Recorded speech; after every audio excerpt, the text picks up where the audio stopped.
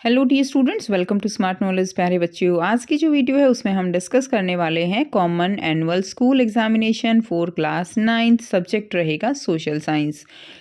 आज की वीडियो काफ़ी आपके लिए इम्पोर्टेंट रहने वाली है, काफ़ी हेल्पफुल रहने वाली है। वीडियो को एंड तक ज़रूर देखिएगा। सभी सब्जेक्ट के practice paper, question paper, important questions वो सभी आपको इस चैनल पर मिलेंगे। चैनल को जो है सब्सक्राइब कर लीजिए ताकि आपको आने वाली हर वीडियो की नोटिफिकेशन मिलती रहे। Now let's start. Time allowed रहेगा 3 आवर्स एंड मैक्सिमम मार्क्स रहेंगे 80। ठीक है, सबसे पहले आपको जनरल इंस्ट्रक्शंस दी गई हैं। तो अभी हम इस वीडियो में ये जो पेपर है इसको हम हिंदी मीडियम में डिस्कस करेंगे और नेक्स्ट वीडियो में हम इसी पेपर को इंग्लिश मीडियम में डिस्कस करने वाले हैं पार्ट 2 में। ठीक है, तो अब सबसे पहले हम इसको हिंदी मीडियम में समझेंगे। वीडियो के एंड में प्लेलिस्ट का लिंक मिलेगा जिसमें आपको सभी सब्जेक्ट के पेपर मिल जाएंगे, English medium as well as Hindi medium. सामान्य निर्देश दिए गए हैं। प्रश्न पत्र में जो है 6 खंड है, क ख ग घ अड़ और च। प्रश्न पत्र में 37 प्रश्न है और सभी प्रश्न आपके लिए अनिवार्य हैं। ठीक है, तो यहाँ से आप जो भी जनरल इंस्ट्रक्शंस है वो आप पढ़ सकते हो। इसमें देखिए 21 से 24 तक आपके 2 अंक के प्रश्न रहने वाले हैं, 20 तक आपके 1 अंक के, 25 से 29 तक 3 अंक के, 30 से 33 रहेंगे 5 के, 34 से 36 आपके 4 अंक के और 37वां क्वेश्चन आपका जो है मैप बेस्ड क्वेश्चन रहेगा। खंड क दिया गया है, बहुविकल्पीय प्रश्न रहेंगे। तो भारत सरकार डैश के माध्यम से अधिप्राप्त अनाज, गेहूं व चावल का भंडारण करती है। तो भारत सरकार जो है भारतीय खाद्य निगम, इसमें क्या आ जाएगा, भारतीय खाद्य निगम, इसके माध्यम से अधिप्राप्त अनाज, गेहूं व चावल का भंडारण करती है। सेकेंड, नवीन की आयु 10 वर्ष और वह एक रेस्टोरेंट में वेटर का कार्य करता है। बताइए नवीन के किस मौलिक अधिकार का हनन हो रहा है। तो किस मौलिक अधिकार का हनन हो रहा है, उसके जो है शोषण के विरुद्ध अधिकार उसके खिलाफ हो रहा है। ठीक है, शोषण के विरुद्ध अधिकार। नेक्स्ट देखिए, 2011 की जनगणना के आंकड़ों के अनुसार भारत का सर्वोच्च जनसंख्या वाला, सर्वाधिक जनसंख्या वाला राज्य कौन सा है। तो वो कौन सा है, उत्तर प्रदेश है। रूस की संसद कहलाती है, तो रूस की संसद ड्यूमा कहलाती है। क्वेश्चन नंबर 5 है, उचित मिलान करके सही विकल्प का चयन करना है। तो इसके अंदर देखिए कार्ल मार्क्स जो है वो क्या आ जाएगा, ये आ जाएगा साम्यवादी विचारधारा के संस्थापक। लेनिन जो है वो बोल्शेविक पार्टी के नेता थे एंड स्टालिन वो उन्होंने सामूहिकीकरण का सिद्धांत दिया था एंड निकोलस द्वितीय वो रूस के जार थे। तो इसका आंसर आपका बी हो जाएगा।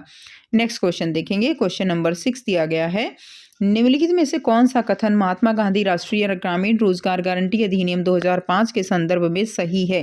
तो इसमें कौन सा सही है। तो इसमें देखिए कम से कम 100 दिन के लिए रोजगार सुनिश्चित किया गया, ये सही है। इसके अलावा 1/3 रोजगार महिलाओं के लिए आरक्षित किया गया, ये भी सही है। तो केवल 1 व 2 जो है इसमें सही है। यह शहरी क्षेत्र के रोजगार को सुनिश्चित करता है, ये सही नहीं है। नेक्स्ट देखिए, क्वेश्चन नंबर 7 है, फ्रांसीसी क्रांति से संबंधित निम्नलिखित घटनाओं को कालक्रमानुसार व्यवस्थित कीजिए एवं सही विकल्प का चयन कीजिए। तो इसमें क्या रहेगा, फ्रांस एक गणतंत्र बन गया, लुई 15 फ्रांस का राजा, 16 फ्रांस का राजा बन गया, राजा की शक्तियों को सीमित करने के लिए एक संविधान बनाया गया और नेपोलियन फ्रांस का सम्राट बना। इसमें आंसर क्या हो जाएगा, A will be the right answer. इसमें सही विकल्प का चयन करना है तो फर्स्ट, थर्ड जो है पहले क्या आएगा, इसमें सेकंड आ जाएगा। कालक्रमानुसार लुई 16 जो है वो क्या बना था, वो जो है राजा बना था, तो सबसे पहले ये आ जाएगा। फिर राजा की शक्तियों को सीमित करने के लिए एक संविधान बनाया गया, फ्रांस एक गणतंत्र बन गया और नेपोलियन जो है वो फ्रांस का जो है सम्राट बना। ये सही कालक्रमानुसार हो जाएगा। तो A will be the right answer. Next देखिए, गलत मिलान की पहचान करनी है। तो इसमें क्या होगा, अन्नपूर्णा जो है नेपाल, धौलागिरी नेपाल, गुरुला मंधाता नेपाल, कंचनजंगा नेपाल, तो ये जो है गलत है। नेक्स्ट देखेंगे, क्वेश्चन नंबर 9 है, नीचे दिए गए प्रश्न में 2 कथन दिए गए हैं, एक अभिकथन और दूसरा कारण। कथनों को पढ़िए और सही विकल्प का चयन कीजिए। अभिकथन है, एक लोकतांत्रिक सरकार चुनाव जीतने के लिए अपने अधिकारों का दुरुपयोग कर सकती है। कारण रहेगा, लोकतांत्रिक सरकार कानून और नागरिक अधिकारों का आदर करती है। विकल्प है कि दोनों सही है, तो इसमें आपको बताना है कि क्या इसमें आंसर आपका रहने वाला है। तो इसमें आपका आंसर डी रहेगा, अभिकथन ए गलत है और कारण आर जो है वो सही है। नेक्स्ट देखिए, नीचे दिए गए प्रश्न में 2 कथन दिए गए हैं, एक अभिकथन और दूसरा कारण। तो भारत का क्षेत्रफल विश्व के कुल भौगोलिक क्षेत्रफल का 2.4% है, बिल्कुल ठीक है। भारत की स्थल सीमा 15,200 किलोमीटर है, ये भी ठीक है, लेकिन ये इसको एक्सप्लेन नहीं करता, तो हमारा आंसर बी हो जाएगा। दोनों ठीक है लेकिन व्याख्या सही नहीं है। क्वेश्चन नंबर 11 दिया गया है इसी तरह से। तो अभिकथन इसमें दिया गया है, हरित क्रांति खाद्यान्नों में भारत की आत्मनिर्भरता के लक्ष्य का एक साधन है। बिल्कुल ठीक है। और हरित क्रांति ने भारत में खाद्य उत्पादन को बढ़ाने में मदद की है। तो ये भी आपका ठीक है और ये इसकी सही एक्सप्लेनेशन है। तो हमारा आंसर ए जो है राइट हो जाएगा। नेक्स्ट देखिए क्वेश्चन नंबर 12 दिया गया है, इसमें भी आपको एक अभिकथन और कारण दिया गया है। तो अभिकथन है, पूर्वी घाट असंतुलित और अनियमित है। तो बिल्कुल ठीक है, पूर्वी घाट जो है असंतुलित और अनियमित है। पूर्वी घाट भारत के उत्तर पश्चिमी भाग में अवस्थित है। तो ये जो है आपका गलत हो जाएगा। तो हमारा जो आंसर है वो सी हो जाएगा। अभिकथन सही है लेकिन कारण जो है वो क्या है, गलत है। नेक्स्ट देखिए क्वेश्चन नंबर 13, निम्नलिखित जानकारी को पढ़िए और उसके लिए सही परिभाषित शब्द का चयन विकल्पों में से कीजिए। नागरिक कैसे सोचे, किस तरह अपने विचारों को अभिव्यक्त करे और उन्हें अपने विचारों को किस तरह पर अमल करे, इस पर कोई अनुचित पाबंदी नहीं होगी। तो ये किससे रिलेट करता है, ये स्वतंत्रता से रिलेट करता है। C will be the right answer. Next देखिए, भारत में किस प्रकार की जलवायु है। तो भारत में किस प्रकार की जलवायु है, मानसून जो है ये जलवायु है। क्वेश्चन नंबर 15 है, निम्नलिखित में से किस अधिकार को डॉक्टर भीमराव अंबेडकर ने संविधान की आत्मा व हृदय की संज्ञा दी है। तो संवैधानिक उपचारों के अधिकार को डॉक्टर भीमराव अंबेडकर ने संविधान की आत्मा और हृदय की संज्ञा दी है। नेक्स्ट देखेंगे क्वेश्चन नंबर 16 है, उचित मिलान करके और सही विकल्प का चयन करना है।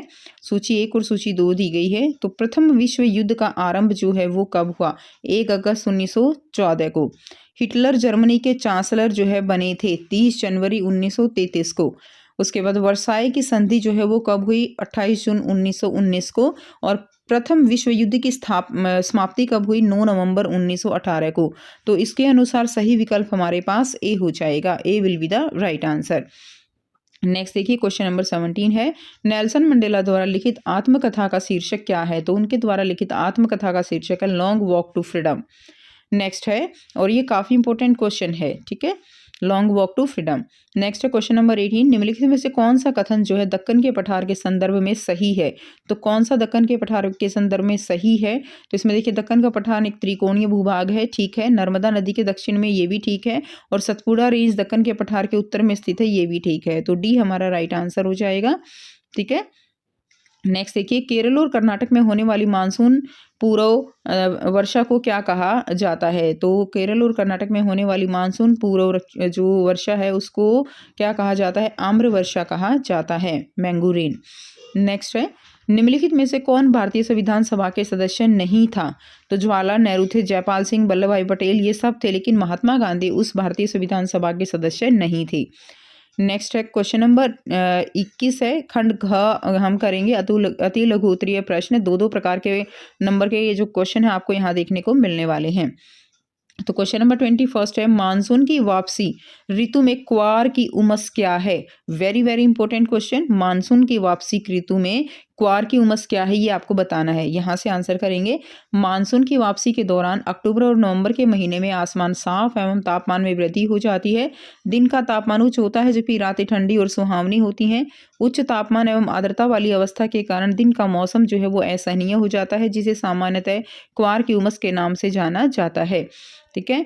नेक्स्ट देखिए, क्वेश्चन नंबर 22 का ए है, लोकसभा के अधिकारों का वर्णन आपको करना है। तो लोकसभा के अधिकार क्या है, लोकसभा क्या करती है, बिल पारित करती है।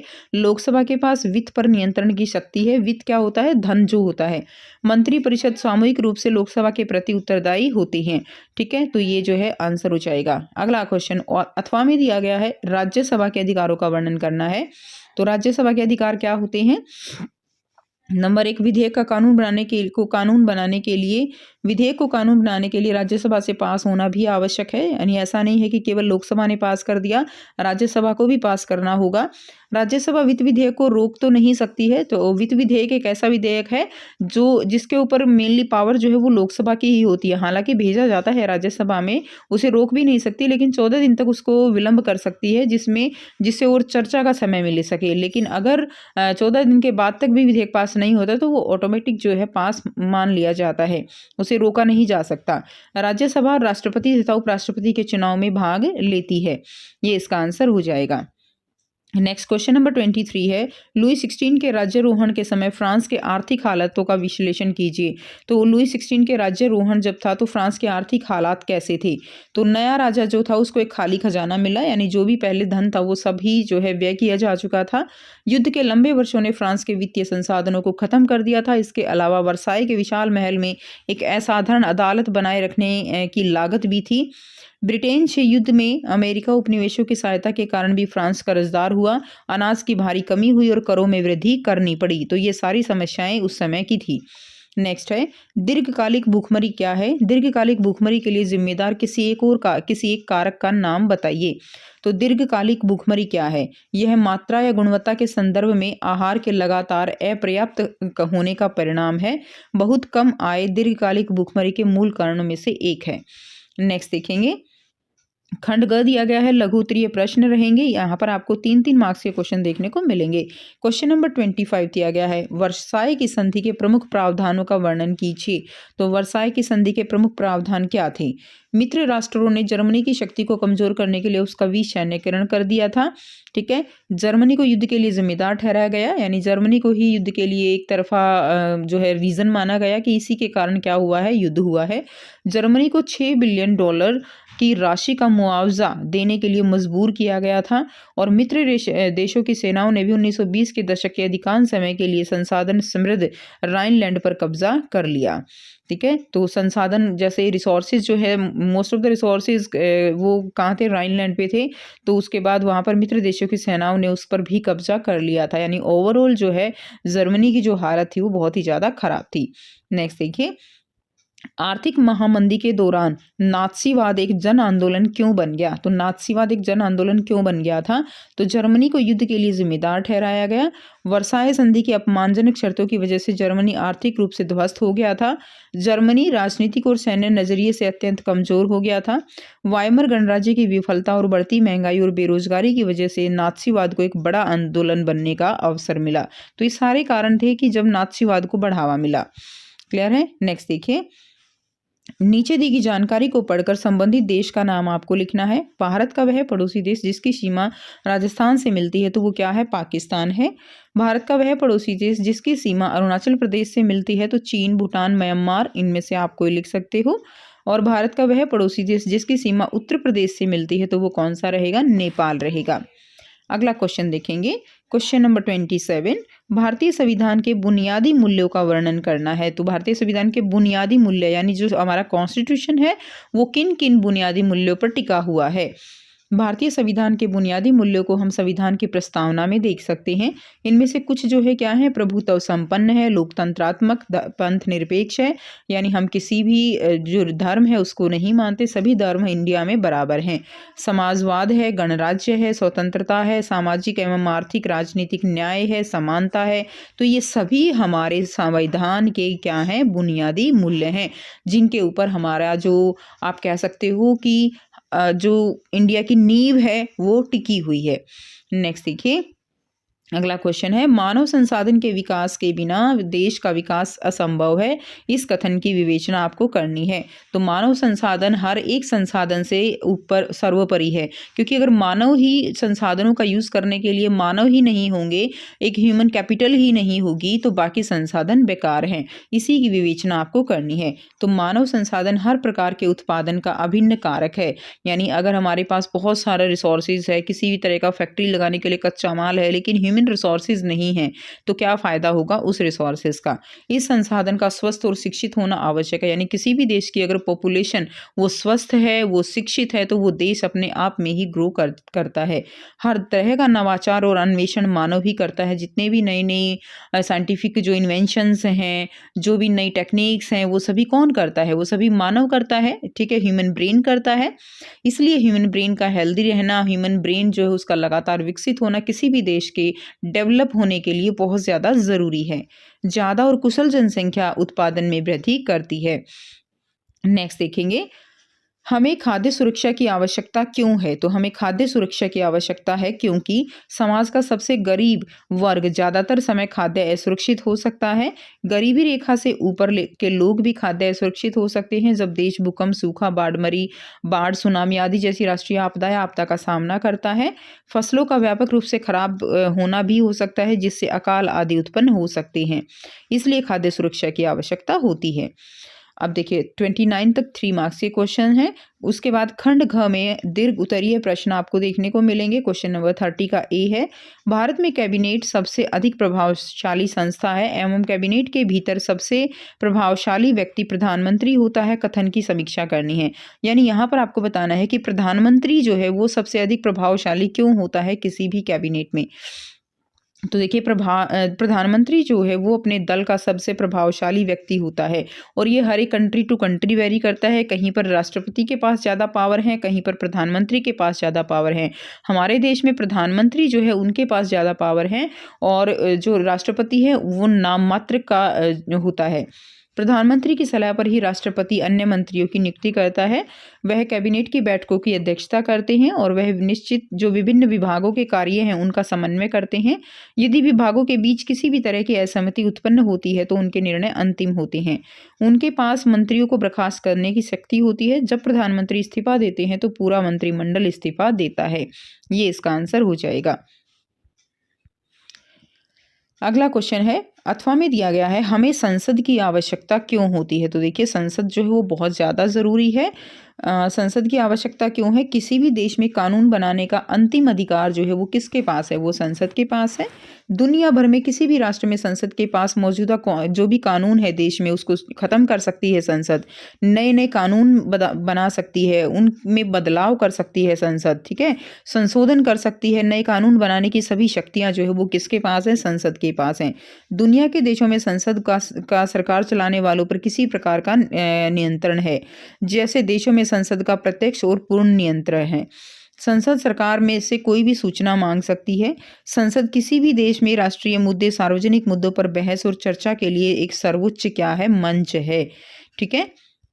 उसके बाद नेक्स्ट देखिए, नेक्स्ट दिया गया है क्वेश्चन नंबर 31 का ए, नदियां देश की अर्थव्यवस्था के लिए किस प्रकार महत्वपूर्ण हैं। तो नदियां जो है वो हमारी अर्थव्यवस्था को कैसे मजबूत बनाती हैं। तो देखिए नदियों ने जलोढ़ मृदा युक्त उपजाऊ उत्तरी मैदानों और डेल्टाओं का निर्माण किया है। आपको पता है जैसे कि नॉर्थ साइड जो है वहाँ पर क्या है कि बहुत सारी नदियाँ हैं तो वहाँ की ज़मीन वो बहुत ज़्यादा उपजाऊ है और भारत की सर्वाधिक उत्पादक कृषि भूमि है, ठीक है। कृषि और औद्योगिक क्रियाकलापों के लिए मनुष्य, पौधे, जानवरों के अस्तित्व के लिए नदियों का जल एक मूलभूत प्राकृतिक संसाधन है। नदियों से बहुत सारी एग्रीकल्चर प्रैक्टिसेस की जाती हैं जिसकी वजह से फसलें अच्छी होती हैं, बहुत अच्छी जो उत्पादन है वो बढ़ता है। नदियों के किनारे पूरे विश्व में सभ्यता के उद्गम स्थल रहे हैं और उदाहरण के लिए भारत में सिंधु सभ्यता, नदियों के किनारे ही जितनी भी पहले की सभ्यताएं थी, जितने भी मानव बसते थे, जो भी चीज़ें देखी गई हैं वो सभी नदियों के किनारे देखी गई हैं। नेक्स्ट देखिए, नदी प्रदूषण का क्या अथवा में दिया गया है, नदी प्रदूषण का क्या कारण है, इसे रोकने के कुछ उपाय आपको बताने हैं। तो नदी प्रदूषण के कारण देखेंगे और उसे कैसे रोक सकते हैं। भारत में नदी प्रदूषण के कारण नदियों से जल की बढ़ती घरेलू, नगरपालिका, औद्योगिक और कृषि संबंधी मांग जो है उसकी जल की गुणवत्ता पर प्रतिकूल प्रभाव डालती है। नदियों से अधिक जल की निकासी की जा रही है जिससे उनकी मात्रा कम हो रही है।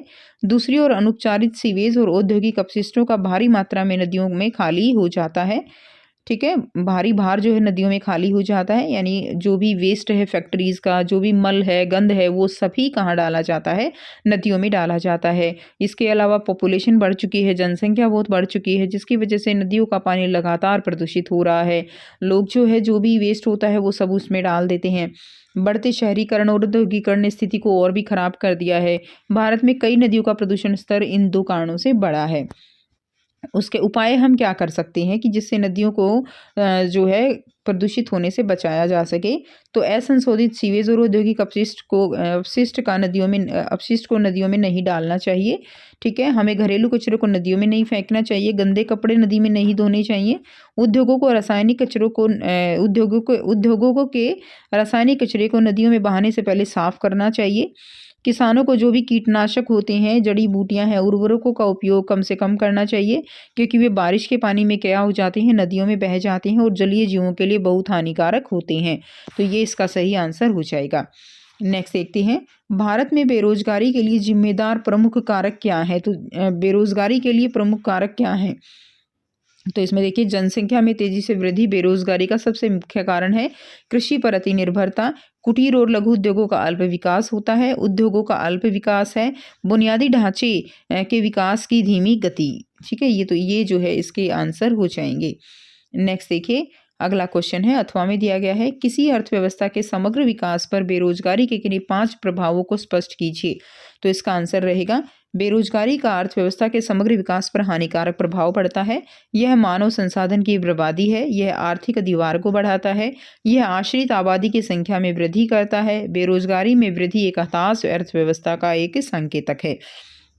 ठीक है, तो यहाँ से आप इसको कर सकते हैं। अगला क्वेश्चन देखेंगे, स्टालिन के सामूहिकीकरण की नीति को स्पष्ट करना है, कि जो स्टालिन थे उन्होंने जो सामूहिकीकरण की नीति दी थी उसके बारे में आपको बताना है। तो देखिए, मुख्य कारण क्या था, मुख्य कारण अनाज की आपूर्ति की कमी थी। यह तर्क दिया गया कि अनाज की कमी आंशिक रूप से होल्डिंग के छोटे आकार के कारण थी। 1917 के बाद भूमि किसानों को दे दी गई थी। कुलक को खत्म करने के लिए किसानों से जमीन छीन ली और राज्य नियंत्रित बड़े खेतों की स्थापना की गई। अब जो ये बड़े खेत थे उनको सामूहिक खेत या कोलखोज बोला गया। सरकार ने सभी किसानों को सामूहिक खेतों में खेती करने के लिए मजबूर किया। किसानों ने भूमि पर काम किया और कोलखोज लाभ साझा किया गया, यानी जमीन की जो थोड़ी थोड़ी जमीन थी उसको इकट्ठी करके बहुत बड़े बड़े खेत कर दिए गए, ताकि उत्पादन बढ़ सके और जो अनाज की आपूर्ति है वो पूरी हो सके। और जो बड़े बड़े खेत थे उसमें जो भी लाभ होता था वो सभी किसानों में बराबर बांट दिया जाता था, चाहे वो जमीन किसी की ज्यादा है चाहे वो जमीन किसी की कम है, जिसका विरोध बहुत ज्यादा हुआ था। ठीक है, तो इस सामूहिक खेतों को कोलखोज का नाम दिया गया था।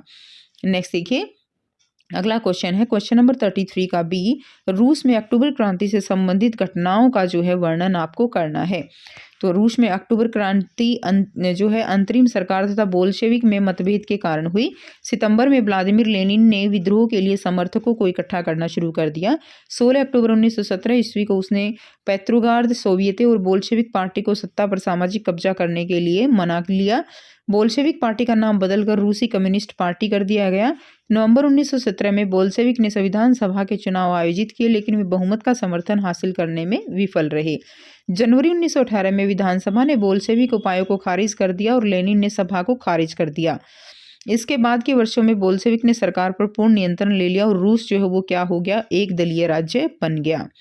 ये इसका आंसर हो जाएगा। खंड अड़ा में केस आधारित क्वेश्चन रहेंगे। इसमें आपको क्या दिया गया है, देखिए इसमें अनुच्छेद दिया गया है और इस अनुच्छेद को पढ़कर आपको प्रश्नों के उत्तर देने हैं। ठीक है, तो ये अनुच्छेद दिया गया है जिसको आप अच्छे से पढ़ लेंगे। सन 1793 से 94 तक के काल को आतंक का युग कहा जाता है। रॉबेस्पियर ने नियंत्रण एवं दंड की सख्त नीति अपनाई। उनके हिसाब में गणतंत्र के जो भी शत्रु थे, कुलीन, पादरी, अन्य राजनीतिक दलों के सदस्य, उनकी कार्यशैली से असहमति रखने वाले पार्टी सदस्य, उन सभी को क्या किया गया, गिरफ्तार करके जेल में डाल दिया गया और एक क्रांतिकारी न्यायालय उन पर मुकदमा चलाया गया। यदि न्यायालय उन्हें दोषी पाता तो गिलेटिन पर चढ़ाकर उनका सिर कलम कर दिया जाता था। गिलेटिन 2 खंभों के बीच लटकती आरी वाली मशीन थी जिस पर रखकर अपराधी का सिर धड़ से अलग कर दिया जाता था। इस मशीन का नाम इसके आविष्कारक डॉक्टर गिलोटिन के नाम पर पड़ा। ठीक है, इसीलिए इसको क्या कहा गया है, आतंक का युग कहा गया है। रॉबेस्पियर सरकार ने कानून बनाकर मजदूरी एवं कीमतों की अधिकतम सीमा तय कर दी। गोश्त और पावरोटी की राशनिंग कर दी गई। किसानों को अपना अनाज शहरों में ले जाकर सरकार द्वारा तय कीमतों पर बेचने के लिए बाध्य किया गया। महंगे सफ़ेद आटे के इस्तेमाल पर रोक लगा दी गई। सभी नागरिकों के लिए साबुत गेहूं से बनी और बराबरी का प्रतीक माने जाने वाली समता रोटी खाना अनिवार्य कर दिया गया। बोलचाल और संबोधन में भी बराबरी का आचार व्यवहार लागू करने की कोशिश की गई। परंपरागत मसूर, महाशय और मदाम महोदया के स्थान पर अब सभी फ्रांसीसी पुरुषों और महिलाओं को महाशय महोदया की जगह सितोयन यानी नागरिक और सितोयन और सितोयेन, ठीक है, महिलाओं को सितोयेन और एवं सितोयिन नाम से संबोधित किया जाने लगा। क्लियर, पुरुषों को तो सितोयेन और महिलाओं को सितोयिन। चर्चों को बंद कर दिया गया और उनके भवनों को बैरक या दफ्तर बना दिया गया। क्वेश्चन देखते हैं, रॉबेस्पियर ने गणतंत्र के दुश्मनों के साथ कैसा व्यवहार किया? तो उनके साथ जो है बहुत ही बुरा व्यवहार किया। एक क्रांतिकारी न्यायाधीकरण द्वारा गिरफ्तार, कैद और फिर मुकदमा चलाया गया। अगर अदालत ने उन्हें दोषी पाया तो उन्हें दोषी ठहराया गया और उनका सर जो है वो कलम कर दिया जाता था। नेक्स्ट क्वेश्चन है, रोबेस्पियर के शासन को आतंक का शासन क्यों कहा जाता था? कठोर नियंत्रण और दंड की नीति के कारण। नेक्स्ट है, समानता के विचारों को फ्रांसीसी समाज में लागू किया गया था। ये कथन की पुष्टि कीजिए। तो समानता के नाम पर जो है हमने पढ़ा कि समता रोटी खाने को मजबूर किया गया। सभी नागरिकों को समता रोटी खाने की आवश्यकता थी। पारंपरिक महाशय और महोदया के बजाय फ्रांसीसी पुरुष और महिलाओं को सितोयेन और सितोयीन जो है कहा गया था। नेक्स्ट देखिए, क्वेश्चन नंबर 35 दिया गया है। अनुच्छेद को पढ़ना है और प्रश्नों के उत्तर देने हैं। हमारा संविधान कहता है कि सरकार भारत में किसी व्यक्ति को कानून के सामने समानता या कानून के संरक्षण के मामले में समानता के अधिकार से वंचित नहीं कर सकती। ठीक है, इसका मतलब ये हुआ कि किसी व्यक्ति का दर्जा या पद चाहे जो भी हो, सब पर कानून जो है वो समान रूप से लागू होता है। इसे कानून का राज भी कहते हैं। कानून का राज किसी भी लोकतंत्र की बुनियाद है। इसका अर्थ हुआ कि कोई भी व्यक्ति कानून से ऊपर नहीं है। किसी राजनेता, सरकारी अधिकारी या सामान्य नागरिक में कोई अंतर नहीं किया जा सकता है। इस बुनियादी स्थिति को संविधान में समानता के अधिकार के कुछ निहितार्थों को स्पष्ट करके और साफ किया है। सरकार किसी से भी उसके धर्म, जाति, समुदाय, लिंग या जन्म स्थल के आधार पर भेदभाव नहीं कर सकती। दुकान, होटल और सिनेमाघरों जैसे सार्वजनिक स्थल में किसी भी के प्रवेश पर रोक नहीं जा सकता। ठीक है, किसी भी तरह की सुविधा से उसे वंचित नहीं किया जा सकता जाति के आधार पर। क्वेश्चन है, कानून के राज, इसका क्या अर्थ है? कानून के समक्ष समानता या कानूनों का समान संरक्षण कानून का राज है। कानून का राज किसी लोकतंत्र की बुनियाद है। अपने आसपास के उदाहरण द्वारा स्पष्ट कीजिए।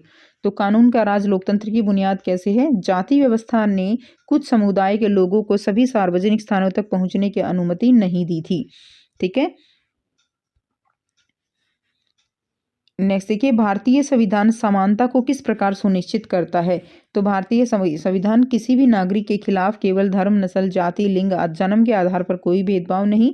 प्रत्येक नागरिकों को दुकान, रेस्तरां, होटल और सिनेमा हॉल जैसे सार्वजनिक स्थानों तक पहुंच होगी। तो ये जो है किया गया है। नेक्स्ट देखिए, क्वेश्चन नंबर 36 है। तो इसको आप एक बार अच्छे से पढ़ लेंगे अनुच्छेद को। ठीक है, भारत में निर्धनता रेखा से रिलेटेड ये कंप्लीट दिया गया है कि अगर आप इसको समझेंगे तो भारत में स्वीकृत कैलोरी ग्रामीण क्षेत्रों में 2400 कैलोरी और शहरी क्षेत्रों में जो है 2100 कैलोरी प्रति व्यक्ति दिन आए है, क्योंकि वहाँ पर लोगों को क्या करना पड़ता है, शारीरिक कार्य ज़्यादा करना पड़ता है। ठीक है, इसीलिए ये सब दिया गया है। तो एक बार आप अच्छे से इस वीडियो को पॉज करके इसको रीडिंग इसकी ले लीजिए, ताकि जो भी क्वेश्चंस हैं आप उनको अच्छे से कर सकें। सर्वेक्षण जो किया गया, निर्धनता रेखा का आकलन समय समय पर जो है किया जाता है, और ये सर्वे जो किया जाता है नेशनल सैंपल सर्वे ऑर्गेनाइजेशन द्वारा कराए जाते हैं। ठीक है, तो भारत में शहरी क्षेत्रों में स्वीकृत कैलोरी की आवश्यकता कितनी है? तो कितनी है वो है 2100 कैलोरी। शहरी क्षेत्रों में प्रति व्यक्ति प्रतिदिन जो है 2100 कैलोरी। नेक्स्ट है, भारत में गरीबी रेखा निर्धारित करने के लिए नमूना सर्वेक्षण कौन करता है? तो ये करते हैं नेशनल सैंपल सर्वे ऑर्गेनाइजेशन। ये इसका आंसर हो जाएगा, नेशनल सैंपल या राष्ट्रीय प्रतिदर्श सर्वेक्षण संगठन। ये भी लिख सकते हैं, या हम लिख देंगे ये वाला लिख दीजिए, नेशनल सैंपल सर्वे ऑर्गेनाइजेशन। ठीक है, भारत में गरीबी रेखा का निर्धारण करते समय कौन कौन से कारक महत्वपूर्ण होते हैं? तो कौन कौन से कारक हैं? भोजन की आवश्यकता, कपड़े, जूते, ईंधन, प्रकाश, शैक्षिक, चिकित्सा अवस्था, आवश्यकता का न्यूनतम स्तर। तो ये जो है इसका आंसर हो जाएगा। नेक्स्ट देखिए, खंड 6 मानचित्र आधारित प्रश्न है, जिसमें ए और बी अंकित करने हैं। प्रथम युद्ध में केंद्रीय शक्तियों से संबंधित एक देश और प्रथम विश्व युद्ध में मित्र शक्तियों से संबंधित एक देश, ये आपको बताना है। तो आइए देखते हैं। तो केंद्रीय शक्ति में आप जर्मनी, ए जो है क्या हो जाएगा, जर्मनी, और मित्र शक्ति में क्या हो जाएगा, इंग्लैंड। ठीक है, केंद्रीय शक्ति में जर्मनी और मित्र शक्ति में इंग्लैंड। नेक्स्ट देखिए, 37 का बी दिया गया है। भारत के राजनीतिक मानचित्र पर निम्नलिखित में से किन्हीं 3 को उपयुक्त चिन्हों द्वारा दर्शाइए और नाम लिखिए। पुलिकट झील है, केटू पर्वत शिखर है, अनाईमुड़ी पर्वत शिखर है। ठीक है, उसके अलावा 2011 की जनगणना के अनुसार सबसे कम जनसंख्या घनत्व वाला राज्य कौन सा है? अरुणाचल प्रदेश, जो आपको दिखाना है। यहाँ से दिखा देंगे, ये देखिए K2 हो जाएगा पर्वत शिखर। ठीक है, उसके बाद यहाँ पे हो जाएगा अरुणाचल प्रदेश, जहाँ पे कम जनसंख्या घनत्व है, अरुणाचल प्रदेश। उसके बाद आता है अनाईमुड़ी, ये हो जाएगा अनाईमुड़ी, और ये है पुलिकट झील। तो इस तरह से मैप के ऊपर आप जो है इनको अंकित कर देंगे। सो ये था कंप्लीट पेपर। आई होप सभी बच्चों को सारे क्वेश्चंस क्लियर हैं। फिर भी कोई डाउट हो तो आप पूछ सकते हो। वीडियो अच्छी लगे तो वीडियो को ज़रूर लाइक करना, शेयर करना, चैनल को करना सब्सक्राइब। इसी तरह की और वीडियोस के लिए सभी सब्जेक्ट के पेपर आपको यहाँ पर मिलेंगे। आपकी स्क्रीन पर जो प्लेलिस्ट का लिंक आ रहा है उस पर क्लिक करेंगे तो आपको मिड टर्म के सारे पेपर मिल जाएंगे, आपको प्रैक्टिस पेपर सारे मिल जाएंगे, तो आपकी बहुत अच्छे से तैयारी हो सकती है। सो मिलते हैं आपसे नेक्स्ट वीडियो में। Till then take care, bye bye and have a nice day.